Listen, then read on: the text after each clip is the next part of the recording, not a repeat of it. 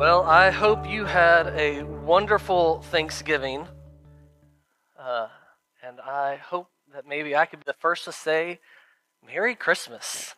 Uh, I love this Christmas season. I am one of those that we always had the tree up the Saturday before Thanksgiving. That was less about wanting to throw it out on people and more so that was easier for us. We celebrated sometimes Christmas during Thanksgiving with family, and as our kids wanted to say, our house looks so much more awesome with Christmas than Thanksgiving, so that we wanted to decorate it for the family. So we've always been a family that Christmas comes early. It's here. This year, even the kids were like, hey, let's do it November 1st, and that was starting to get a little too early for me, but it is. There's something about Christmas is here. Let's celebrate. And that's why I've always loved this Advent season. Advent's about this season of waiting. Not waiting in the sense of, watching the clock tick down, not waiting in the sense that some kids do, waiting for Christmas to get here so they can open gifts, but a waiting of knowing that Jesus will return one day for us. A waiting that mirrors the fact that a long time ago, there were other people waiting, not for the return, but for the coming Messiah. And how I love this time frame mirrors that of remembering those that had to wait for the Messiah as we wait again for him to return. And how we can feel that anticipation build, especially around this season. And so a lot of this season comes down, I think, to perception. This idea of how do you see Christmas? Where does your eyes and heart look to? So I wanted to do a little fun game, since the kids are in here. Well, perception. I'm assuming most of you have seen this before. How many in this room see a rabbit? How many of you see a duck? Fascinating. I love these things. I love how majority can go one way or other. How many of you see both now that you've talked about it? Some of you are like, I still haven't seen anything. or what about this one? I always hate saying the first one because immediately you start to see it. How many see an old lady? How many of you see a young lady? I'll give everyone a moment to try and find it the other way. But it's fascinating how artists fascinate me. How they can think. Greg's like, wow. But it's fascinating. I'm more impressed that there's an artist who actually thought about, if you notice that there's a smile of the old woman or the necklace of the young woman looking away. For those of you still trying to find it. But it fascinates me that someone actually took the time to figure out how to do this. And there's so many more. But it's all about how you see things. It's what are you looking for when you look at a picture. And we do the same with Christmas. But I want to do one more, and this is going to cause even more chatter than this one already has.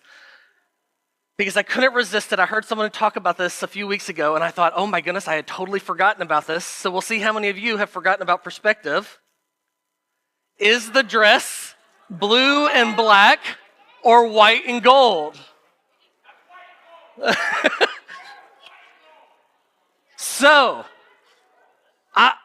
this is so fascinating. Even me in our family, when this first happened, we were split down the middle. It has been clarified. If no one did the research, the dress is technically blue and black. However, scientists actually did a whole study on this perception-wise, and what it is because of the light off to the side, your eyes decide if it's dark or light. So actually, I'll do this. I did this with Lydia last night. I encourage you sometime, look this up on like a laptop or a TV screen where you can angle it. And as you angle it to make it lighter or darker, looking at the screen, it could change colors so you can see it. The darker it gets, the more you see blue and black. The lighter it gets, the more often people see white and gold. But it's about what your eyes think they see based on the light. And I find that so cool as we talk about Christmas today, as we talk about this idea of Isaiah talking about the light that was coming into the world, how that plays on our perceptions. Because the truth is, when it comes to Christmas and how we see it, we get a lot of mixed feelings about this nativity, about the nativity scene even. And so actually, I want to do something fun. Since the kids are all in here today, I want to do an impromptu live nativity scene. So any kids that would like to be a part of this nativity scene can come up forward. We're going to hold off on the teens until we see how many kids we got. I have enough for all 50 kids to be up here, by the way. So any kids that would like to be a part of this, no pressure. You can come over to see Devin and Carly. But it is interesting. I'm going to have to show the pictures later. But I was looking at different nativity scenes, and it fascinates me that even in the different countries, we see different views of Christmas. I was looking at one, and it had like 50 shepherds. But it was I think it was Poland or one of these areas that were known for having sheep. And so when they heard the shepherds showed up, in their mind, all the shepherds showed up. And so I thought that was interesting that they had so many shepherds in theirs. Others of the different animals. I saw one that was an Eskimo one, and they had polar bears in their nativity scene. And so it's this interesting idea of what we end up with. I wasn't sure how long this was going to take and how much I was going to have to stall. But it's fascinating when you think about the fact that when we think about this nativity scene, there are certain things that we all expect to be in it. And it kind of gears us towards, we have other things if you want. I don't know if they didn't get their role or decided they didn't want it. But anyways, do we have at least a Mary and Joseph? Mary's working on it. Here, we got a manger. I'll grab that at least.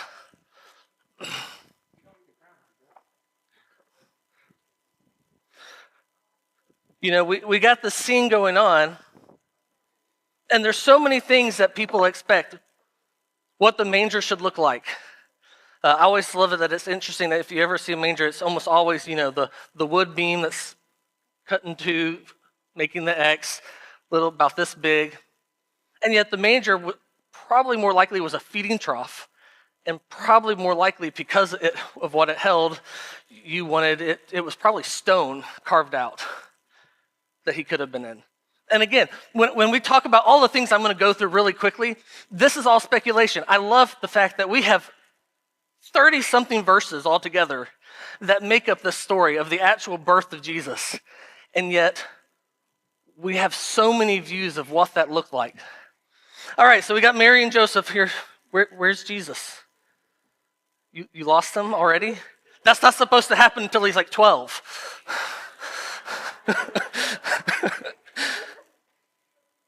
All right, so we got Mary and Joseph.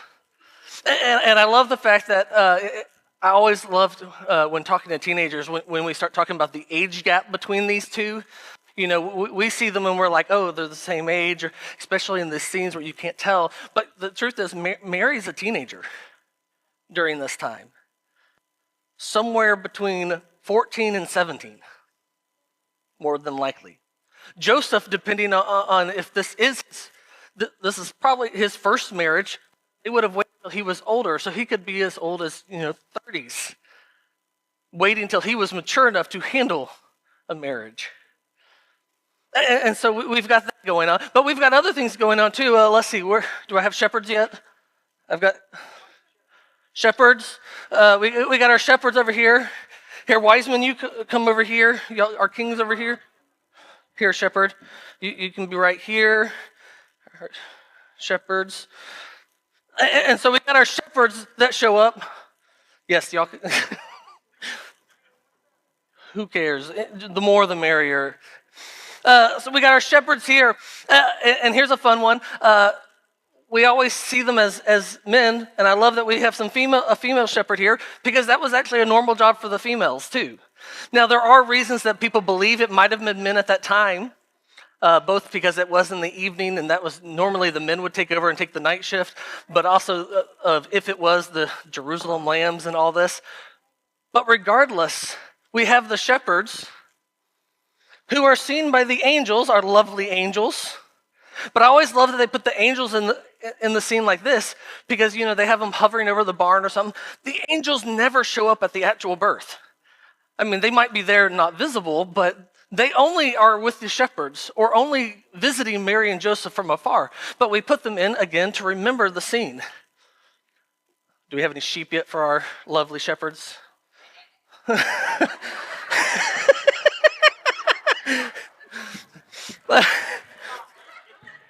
They're getting into it. And then we got our kings over here.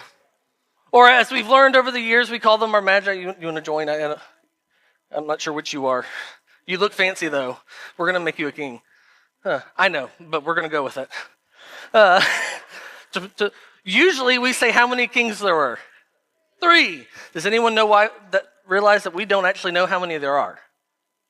This usually blows at least one person's mind completely. It never tells us how many wise men there were. There was 3 gifts. So the assumption that each brought a gift, but we all understand that when it comes to giving expensive gifts, sometimes people get together and say, hey, let's split the gift. So who knows how many? Maybe it was 2. Oh, we forgot our gifts. There we go. Our horse brought the gifts. But they came bringing gifts. But here's the other fun one. When you read the scriptures, it says after Jesus was born, they came to the house. So that probably means that they weren't there at this time.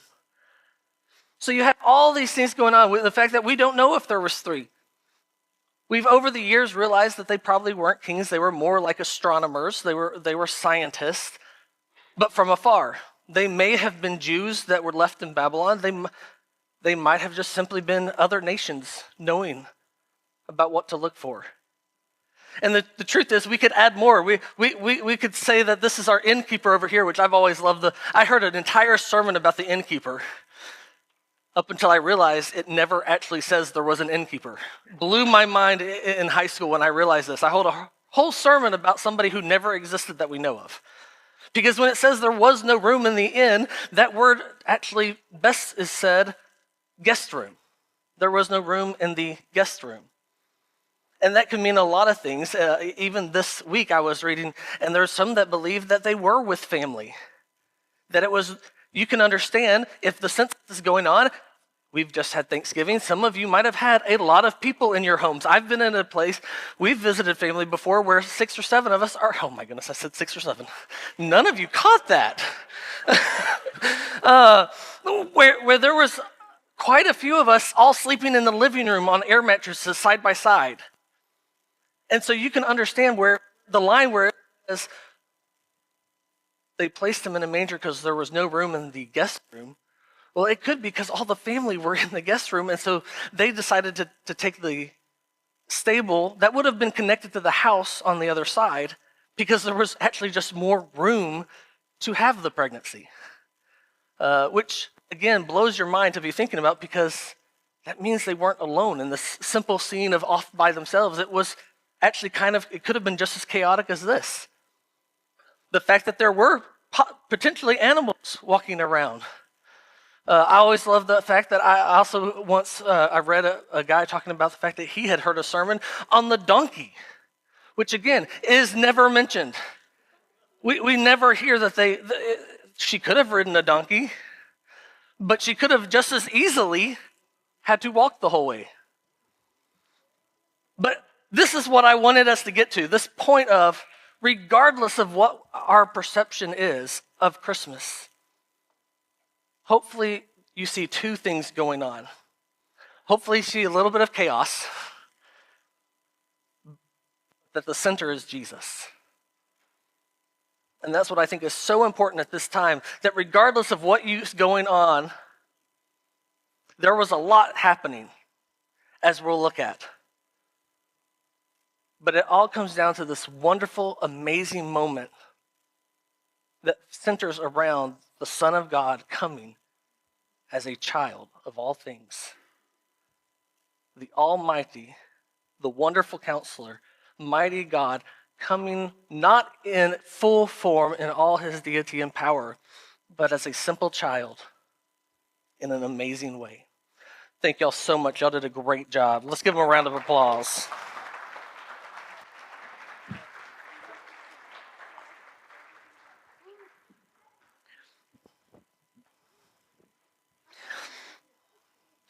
You know, it's really hard to work on a sermon when you have no idea how long it's going to take and how that's going to work out.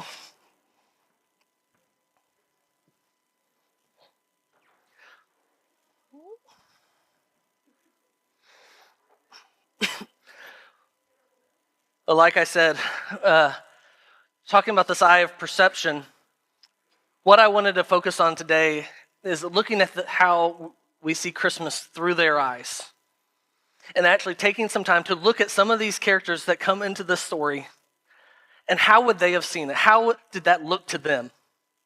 And since for Advent we're celebrating hope today, it made the most sense to focus not on someone who was up here, but someone years and years ago named Isaiah.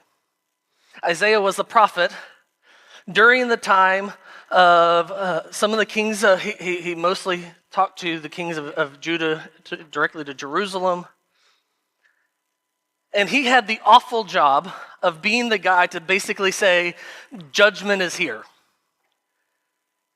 He was the one that had to tell people, hey, you have oppressed the people. You have not followed God. You're to the point that it's not that you're not even not following God, it's that you're basically just openly not caring anymore.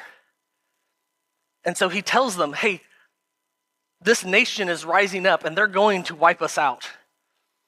And actually, just to prove my point, actually, a nation before that is going to come and wipe out your brothers in Israel. Talking about Assyria and Babylon coming and how they'll have to handle this. And you can understand, no one likes giving bad news. And he is just laying it on, saying, no, this is coming.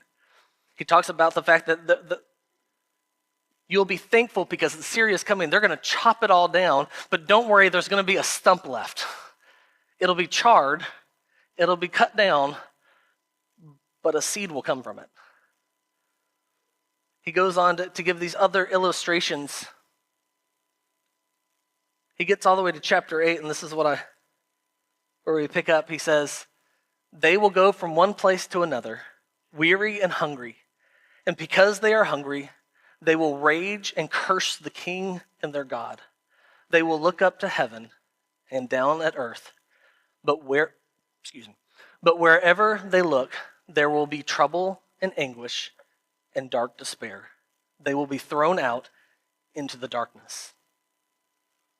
It's this doom and gloom that he's predicting, that the people of what they're going to have to go through. And he's saying it's going to be darkness. And I think he's using that word in two ways. One, he's just simply the darkness of being blinded, not being able to see. I don't know if you've ever been in one of those places where it's been so dark. I've had the experience of being in a cave where they turn off the lights. And it is just a surreal moment when you can put your hand in front of your face and you know it's there because you're moving it, but to not be able to see it.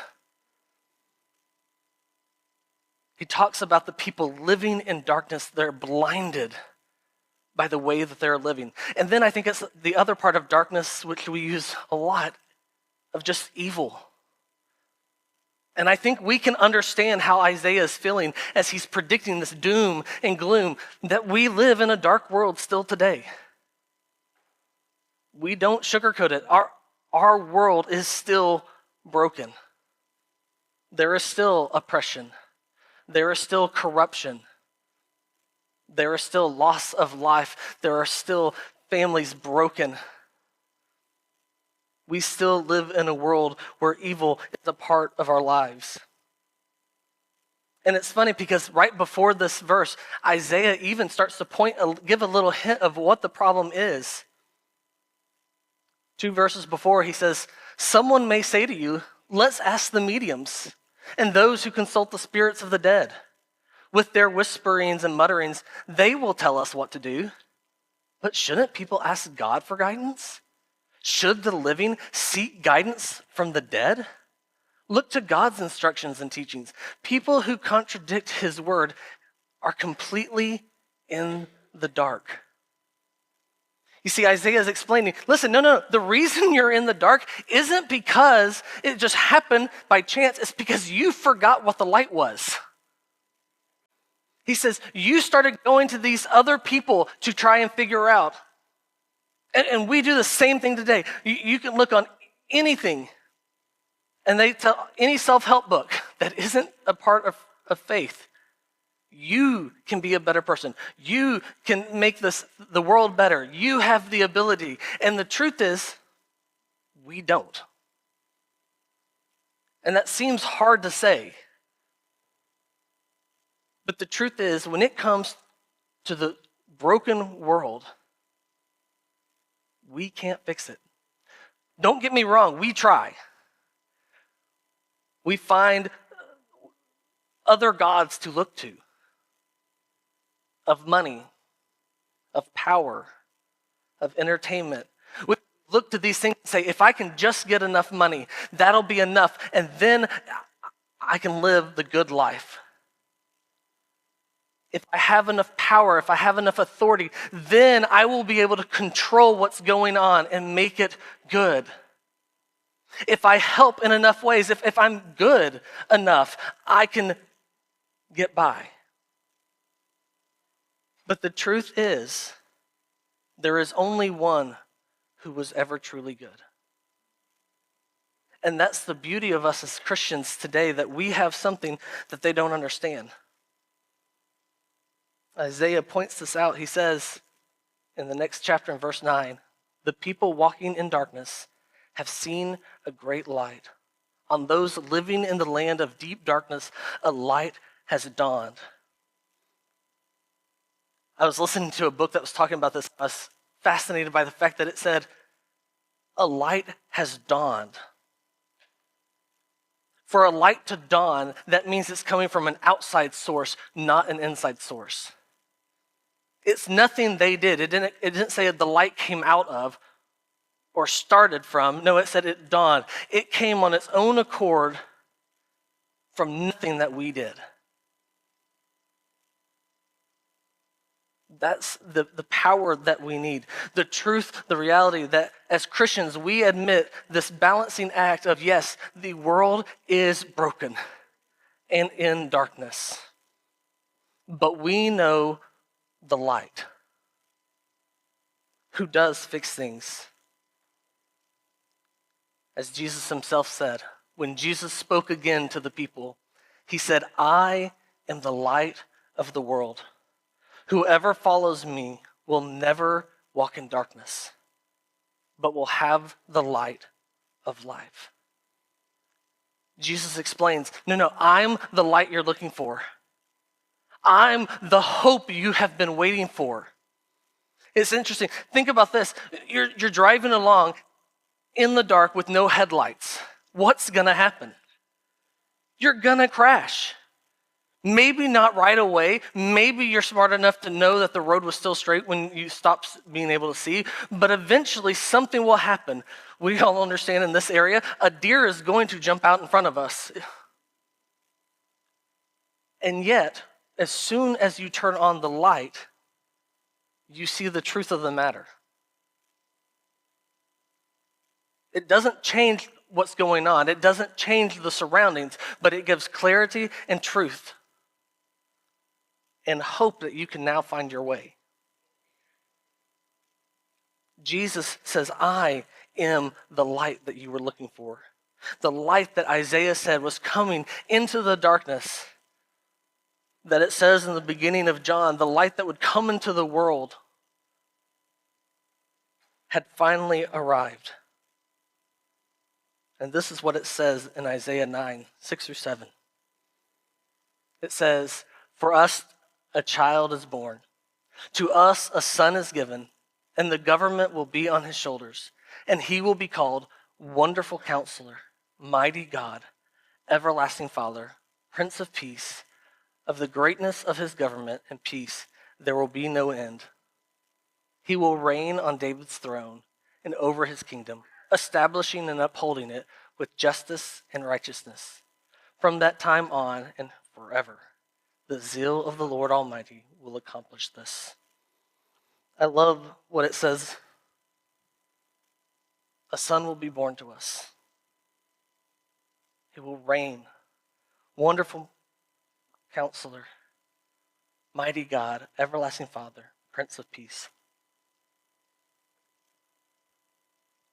You see, for Isaiah, he was looking ahead at something he would never see. Hundreds of years will pass. Eventually, they'll end in a time of what they call the silence years, which I've never liked, the silent years, which I've never liked because God is always interacting, even if we don't hear him the same way we used to. But the prophets, at least, would stop giving their messages. Yet Isaiah was not looking in his own circumstance. Instead, he looked ahead. That hope that we've talked about in this last series that we just finished, that tension of waiting. He knew that what God had promised, a promise to Abraham that all nations would be blessed through his family, a promise to Moses that someone greater than him would come to lead the people, a promise to David that a king would come out of his lineage that would rule forever. Isaiah saw all this and knew that God had been faithful, and so he looked with expectation and hope. Not a hope of wishful thinking, not a hope that maybe it'll happen, a hope that said, I know this will happen, I don't know when, I don't know how, but I know that my God is faithful. And so he hopes and says and prophesies that someday someone is coming, and he will be the light of the world. He will be the one to make everything right, to show us what it means to truly live for God. We are blessed to be on the other side of that story. We actually get to see how that plays out in this Christmas story, which I think is so fascinating because honestly, I know we have Easter and how big of a deal Easter is, but have you taken a time to think how impressive Christmas is? God himself decided to come into the world, not in an all-powerful moment, but as human. I mean, just think about it. Would you be willing to give everything up, all the power, all the ability, the amazingness of a good world that he had? Like that to me is still the thing that boggles my mind the most. When God sent his son, he was sending his son into a world of pain and suffering and sin that at that time he had never known. Like he knew the cross was at the end, and none of it came as a surprise. He knew how this would end, and yet when they made the decision to send him, I feel like to some degree that had to be almost the harder choice. To give up where he is, to come to earth, to be like us. Which makes me love God all the more. As I was reading from an author, which I'm blanking on their name now, they said, you have to give credit to how good our God is. Knowing the world that he has put us in, he took his own medicine and put himself in it. Not just living the best life as any human could live, but living a life of poverty, of oppression, of cruelty and death on a cross. God went out of his way to make sure when he sent his son that he was getting the full experience to live like us. And so today we hope, not for the Messiah to come, but no, for his return.